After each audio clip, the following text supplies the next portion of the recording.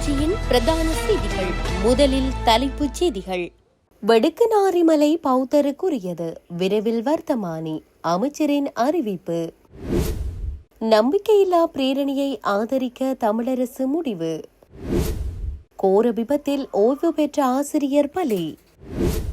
பல்கலைக்கழக மாணவர்கள் அரங்கேற்றிய கொடூரத்தால் பறிபோன உயிர், இலங்கையில் அதிர்ச்சி சம்பவம். கனடிய பல்கலைக்கழக பீடாதிபதியை கைது செய்ய நாடு தழுவிய பிடிவிராந்து. கனடாவின் எட்மோண்டனில் நிலநடுக்கம். கனடாவில் $75 மில்லியன் வென்ற அதிர்ஷ்டசாலி. நியூ ரங்கராஸ் தங்க சுரங்கம், Markham and Steeles, 6055 Steeles avenue east, C102. தொடர்பின விரிவான செய்திகள். வடுக்குநாரி மலையில் உள்ள மத அடையாளங்கள் பௌத்த மதத்திற்கு உரியவை. விரைவில் இதற்கான வர்த்தமானி அறிவித்தல் வெளியிடப்படும் என பௌத்த சாசன அமைச்சர் சுனில் செனவி தெரிவித்துள்ளார். வடுக்குநாரி மலை வர்த்தமானி அறிவித்தல் மூலம் பாதுகாக்கப்பட்ட வனப்பகுதியாக மாற்றுவதற்கான நடவடிக்கை எடுக்கப்பட்டுள்ளதாக பௌத்த சாசன அமைச்சர் குறிப்பிட்டுள்ளார். நாடாளுமன்றத்தில் நேற்று இடம்பெற்ற விவாதத்தில் உரையாற்றுகையில் அவர் மேற்கண்டவாறு தெரிவித்தார். இது தொடர்பில் அவர் மேலும் தெரிவிக்கையில், வடுக்குநாரி மலையில் உள்ள நினைவு சின்னங்கள் பௌத்த நினைவு சின்னங்கள் என அடையாளம் காணப்பட்டுள்ளன. இது கிமு 2ஆம் நூற்றாண்டை சேர்ந்த குகை கல்வெட்டுகள் மூலம் உறுதிப்படுத்தப்பட்டுள்ளது. இந்த பகுதியில் மேற்கொள்ளப்பட்டுள்ள சட்டவிரோத கட்டுமானங்களால் பல்வேறு சிக்கல்கள் எழுந்துள்ளன. இத்தகைய கட்டுமானங்கள் அந்த இடத்தின் தொல்பொருள் நிலப்பரப்பை சேதப்படுத்தியுள்ளன. இது தொடர்பாக தொல்பொருள் திணைக்களம் ஏற்கனவே சட்ட நடவடிக்கைகளை எடுத்துள்ளது. எவரேனும் இந்த இடத்தில் மத வழிபாடுகளை செய்வதற்கு எந்த தடையும் இல்லை. ஆனால் அவ்வாறு செய்யும் போது தொல்பொருட்களுக்கு எந்தவித பாதிப்பும் இருக்கக்கூடாது. தொல்பொருட்களை அழிப்பது, சிதைப்பது, இடமாற்றுவது அல்லது மாற்றுவது ஆகியவை தொல்பொருட்கள் கட்டளை சட்டத்தின் கீழ் சட்ட மீறல்களாக கருதப்படும். ஆகவே வடுக்குநாரி மலையில் உள்ள மத அடையாளங்கள் பௌத்த மதத்திற்குரியவை. விரைவில் இதற்கான வர்த்தமானி அறிவித்தல் வெளியிடப்படும் என தெரிவித்தார். வலுசக்தி அமைச்சர் குமார ஜெயக்கொடிக்கு எதிராக பிரதான எதிர்க்கட்சியான ஐக்கிய மக்கள் சக்தி இன்று நாடாளுமன்றத்தில் முன்வைக்கும் நம்பிக்கையில்லா பிரேரணையை முழுமையாக ஆதரித்து நாடாளுமன்றத்தில் கருத்துரைப்பதென்றும் அந்த பிரேரணையை ஆதரித்து வாக்களிப்பதென்றும் இலங்கை தமிழரசு கட்சி நேற்று மாலை தீர்மானித்தது.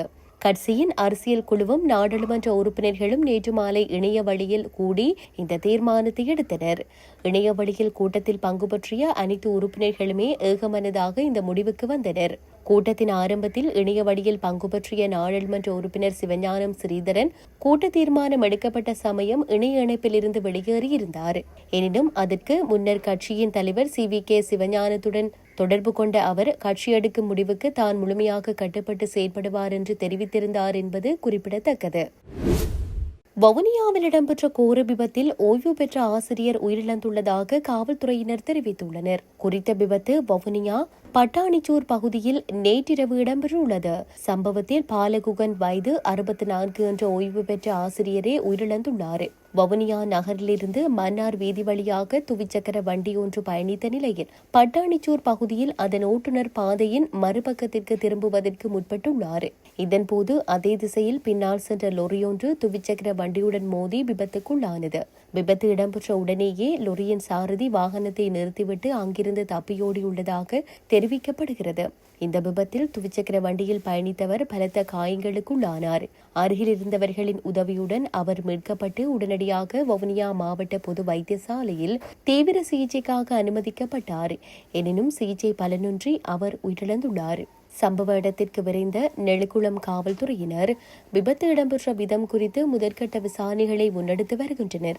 அத்துடன் தப்பியோடிய லொரியின் சாரதியை கைது செய்வதற்கான நடவடிக்கைகளும் முன்னெடுக்கப்பட்டுள்ளன. மேலதிக விசாரணைகளை நெழுக்குளம் காவல்துறையினர் முன்னெடுத்து வருகின்றனர். கோமாகம மொரகஹேன பகுதியில் இடம்பெற்ற ஒரு கொலை சம்பவம் தொடர்பில் 5 சந்தேக நபர்களை போலீசார் கைது செய்துள்ளனர். மொரகஹேன பகுதியில் உள்ள ஹோட்டல் ஒன்றில் நபரொருவர் உயிரிழந்துள்ளதாக கிடைக்கப்பெற்ற தகவலின் அடிப்படையில் மேற்கொள்ளப்பட்ட விசாரணைகளின் போதே இந்த கைது நடவடிக்கை இடம்பெற்றுள்ளதாக போலீசார் தெரிவித்தனர். குறித்த ஹோட்டலில் தனியார் பல்கலைக்கழக மாணவர்கள் குழுவொன்றுக்கும் இடையில் நேற்றிரவு நடத்தப்பட்ட விருந்து ஒன்றின் போது ஏற்பட்ட வாய்த்தர்க்கம் மோதலாக மாறிய நிலையில் இந்த கொலை இடம்பெற்றுள்ளதாக போலீஸ் ஊடகப் பிரிவு தெரிவித்துள்ளது. தாக்குதலை மேற்கொண்டதாக சந்தேகிக்கப்படும் அதே பல்கலைக்கழகத்தை சேர்ந்த மாணவர்கள் சிலர் சிலரே இவ்வாறு கைது செய்யப்பட்டுள்ளதாக போலீசார் குறிப்பிட்டுள்ளனர். சம்பவத்தில் உயிரிழந்தவர் நிகதலு பொத்த வெல்லவவ பிரதேசத்தை சேர்ந்த 19 வயதுடையவர் என தெரிவிக்கப்படுகிறது. சம்பவம் தொடர்பில் கோமாகம போலீசார் மேலதிக விசாரணைகளை முன்னெடுத்து வருகின்றனர். கனடாவின் மனிடோபா பல்கலைக்கழகத்தின் சட்டப்பீடத்தின் முன்னாள் பீடாதிபதி ஜொனாதன் பிளாக் பிரான்ச் மீது அவரது பதவிக்காலத்தில் நிதி முறைகேடு செய்ததாக கூறப்படும் புகாரை தொடர்ந்து நாடு தழுவிய பிடிவிராந்து உத்தரவு பிறப்பிக்கப்பட்டுள்ளது. வினிபெக் காவல்துறையின் தகவல்படி கடந்த மார்ச் 30ஆம் தேதி $5,000 அதிகமான மோசடி குற்றச்சாட்டின் கீழ் இந்த பிடிவிராந்து உத்தரவு பிறப்பிக்கப்பட்டுள்ளது. பல்கலைக்கழகத்தின் உள் விசாரணை அறிக்கையின்படி 2016 முதல் 2020 வரையிலான காலப்பகுதியில் சுமார் $6 லட்சம் பல்கலைக்கழக நிதி தவறாக பயன்படுத்தப்பட்டுள்ளது. இதில் பெரும் பகுதி ஹார்வர்ட் மற்றும் கேம்பிரிட்ஜ் போன்ற வெளிநாட்டு பல்கலைக்கழகங்களில் தொழில்முறை மேம்பாட்டு திட்டங்களுக்காக செலவிடப்பட்டுள்ளது. மேலும் தங்குமிடம், உணவு மற்றும் உறுப்பினர் கட்டணங்களுக்காகவும் நிதி பயன்படுத்தப்பட்டுள்ளது. 2020 பணியிலிருந்து நீக்கப்பட்ட ஜொனாதன் தற்போது கனடாவில் இல்லை என கருதப்படுகிறது. அவர் இங்கிலாந்தின் ஆக்ஸ்போர்டு அல்லது சுவிட்சர்லாந்தில் வசிக்கக்கூடும் என நீதிமன்ற ஆவணங்கள் தெரிவிக்கின்றன. கனடாவின் எட்மோண்டன் கிப்பன்ஸ் பகுதியில் நேற்று மாலை ஏற்பட்ட நிலநடுக்கத்திற்கான காரணம் குறித்து அதிகாரிகள் தீவிர விசாரணை நடத்தி வருகின்றனர். இந்த நிலநடுக்கம் ரிக்டர் அளவில் 3.7 பதிவாகியுள்ளதாக தெரிவிக்கப்படுகிறது. இது கிப்பன்ஸ் நகருக்கு வடமேற்கே சுமார் 15 கிலோமீட்டர் தொலைவில் ஏற்பட்டுள்ளது. இந்த நிலநடுக்கம் அந்த பகுதியில் உள்ள தொழில்துறை செயற்பாடுகளால் ஏற்பட்டிருக்கலாம் என சந்தேகிக்கப்படுகிறது. கிப்பன்ஸ் பகுதியில் ஏப்ரல் மாத தொடக்கத்தில் இருந்து பதிவாகும் 3வது நிலநடுக்கம் இதுவாகும். குறுகிய கால இடைவெளியில் அடுத்தடுத்த நிலநடுக்கங்கள் ஏற்படுவது அப்பகுதி மக்களிடையே கவலையை ஏற்படுத்தியுள்ளது. தொழில்துறை காரணங்களால் இவை ஏற்படுகிறதா என்பது குறித்து நிபுணர்கள் தொடர்ந்து ஆய்வு செய்து வருகின்றனர். கனடாவின் $75 மில்லியன் பாரிய பரிசு தொகையொன்று லொத்தர் சீட்டெழுப்பில் பரிசாக வென்றெடுக்கப்பட்டுள்ளது. செவ்வாய்க்கிழமை சீட்டெழுக்கப்பட்ட லோட்டோ மேக்ஸ் லாட்டரியில் $75 மில்லியன் ஜாக்பாட் பரிசை வென்ற நபர் தனது லாட்டரி சீட்டை பிரிட்டிஷ் கொலம்பியாவின் பெண்டிங்டன் நகரில் கொள்வனவு செய்துள்ளார். 33 மில்லியனில் ஒருவருக்கு மட்டுமே கிடைக்கக்கூடிய இந்த அரிய வாய்ப்பை அந்த மர்ம நபர் சரியாக 7 எண்களையும் பொருத்தி தட்டு சென்றுள்ளார். வெற்றி பெற்ற நபர் தனது பரிசை பெற்றுக்கொள்ள 52 வாரங்கள் கால அவகாசம் உள்ளது. இது பிரிட்டிஷ் கொலம்பியா மாகாணத்தில் வெல்லப்பட்ட மிகப்பெரிய பரிசு தொகை என்றாலும் இதுவே முதல் முறையல்ல. கடந்த ஆண்டு மே மாதம் சரே பகுதியைச் சேர்ந்த ஒருவர் இதே லாட்டரியில் $80 மில்லியன் வென்றதே இதுவரை அந்த மாகாணத்தின் சாதனையாக உள்ளது. கிளிநொச்சியில் மதுபான போத்தலை லஞ்சமாக பெற்ற குற்றச்சாட்டில் போலீஸ் உத்தியோகத்தர் ஒருவர் கைது செய்யப்பட்டுள்ளதாக தெரிவிக்கப்படுகின்றது.